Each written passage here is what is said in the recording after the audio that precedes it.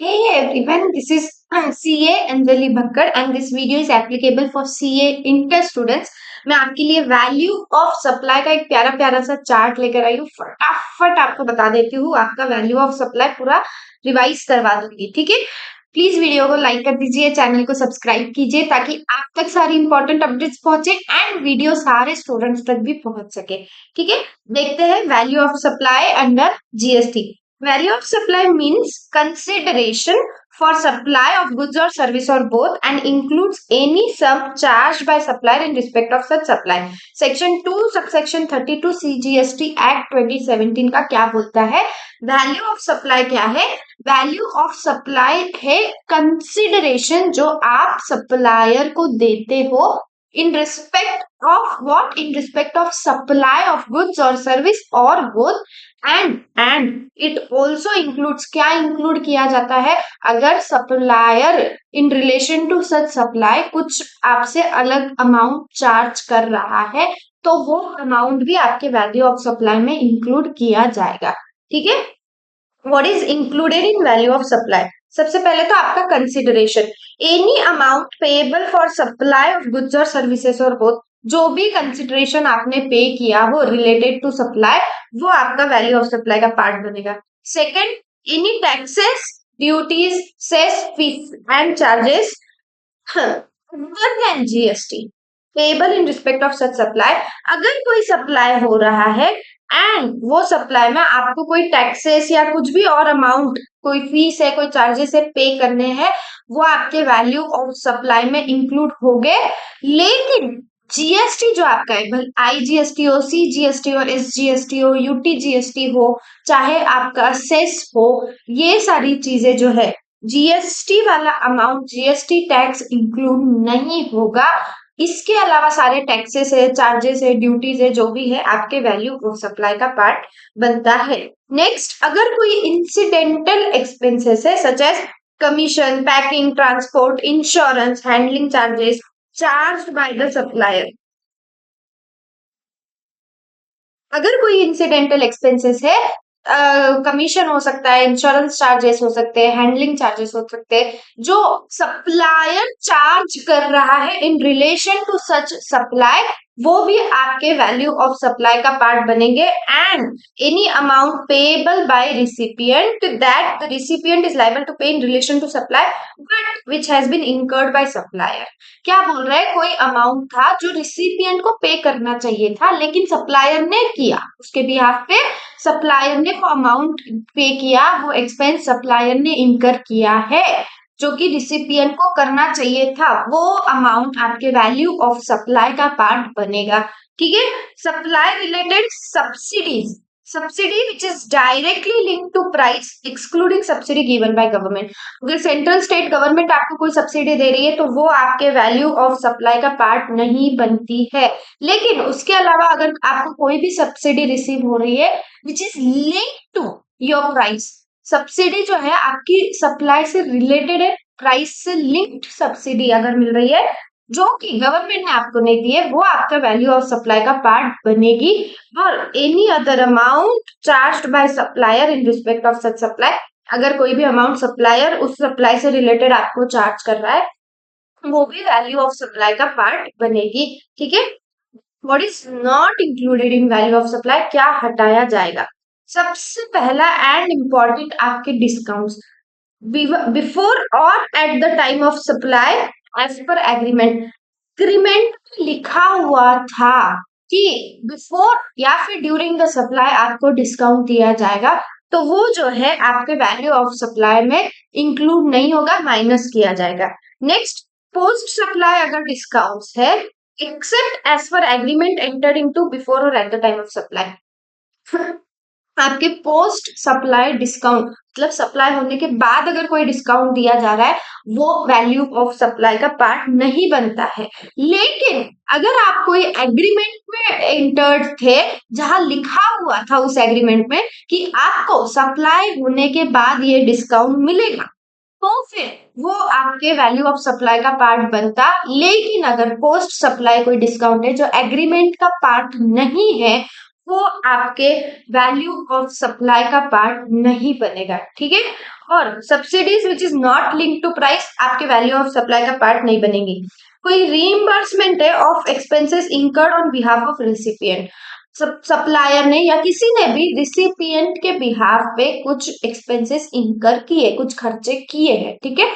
इसका जो रीइंबर्समेंट का क्या मतलब है, पैसे वापस दिए जाते हैं, जो उसका जो रीइंबर्समेंट मिलता है वो अमाउंट वैल्यू ऑफ सप्लाई का पार्ट नहीं बनती है।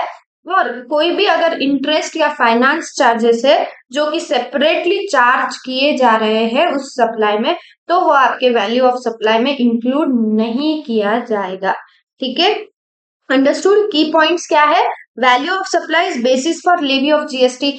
जब वैल्यू निकलेगा तो ही तो पता चलेगा कि कितना जीएसटी लगेगा, उस वैल्यू पे ही रेट लगाओगे एंड जीएसटी निकलेगा, ठीक है। It includes all amount that supplier is entitled to in respect of supply from recipient और एनी अदर पर्सन। सप्लाई से रिलेटेड सारे अमाउंट्स वैल्यू ऑफ सप्लाई में इंक्लूड की जाती है। वैल्यूएशन रूल्स जो कि सेक्शन नंबर 15 में दी गई है, apply where consideration is not hold in money. जहां कंसिडरेशन सिर्फ मनी में है तो जो आपका ट्रांजैक्शन वैल्यू है वो वैल्यू ऑफ सप्लाई बन जाएगा, ठीक है। लेकिन अगर आपके कंसिडरेशन में मनी के अलावा भी कुछ है, it is not only in money, तो सेक्शन नंबर 15 आपका अप्लाई हो जाएगा। इन केस ऑफ रिलेटेड और distinct person the transaction value shall be open market value, ठीक है। कुछ डिस्काउंट के एडजस्टमेंट्स है। Discount adjustment in relation to value of supply, जहां स्टूडेंट्स मोस्टली कंफ्यूज होते हैं कि कब डिस्काउंट हटाना चाहिए कब नहीं हटाना चाहिए। देखो देखते हैं। डिस्काउंट्स गिवन बिफोर और at the time of supply as per agreement are deducted in value of supply. Suppose मेरा वैल्यू ऑफ सप्लाई आ रहा है 100 रुपीज और एज पर एग्रीमेंट, एग्रीमेंट रहना चाहिए, एज पर एग्रीमेंट मुझे बिफोर और at the time of supply कोई डिस्काउंट मिला है सपोज 20 रुपीज का, तो ये डिडक्ट होगा and your net value of supply will be calculated, ठीक है। डिस्काउंट गिवन आफ्टर सप्लाई, अगर सप्लाई होने के बाद are deductible subject to prescribe conditions and procedures. देखो देखते हैं।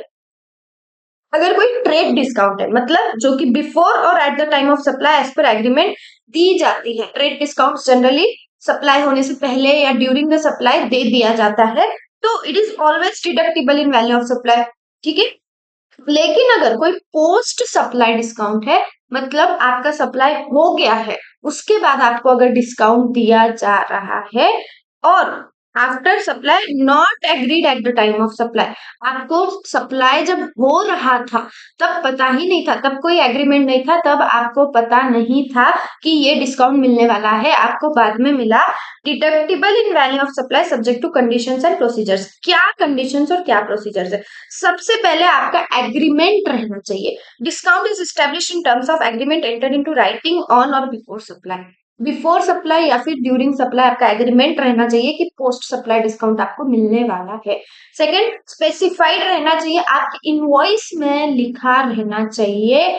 Invoice issued in respect of such supply contains terms and conditions of discount. जो भी कंडीशंस है, जो भी डिस्काउंट है, वो सब इनवॉइस में लिखे रहने चाहिए। Third, ITC. रिसिपिएंट जो है आईटीसी ने recipient has availed ITC on supply to which such discount pertain. Recipient ने आईटीसी अवेल किया है, ठीक है। Next, refund by supplier the amount of discount actually refunded to recipient or credited to his bank account.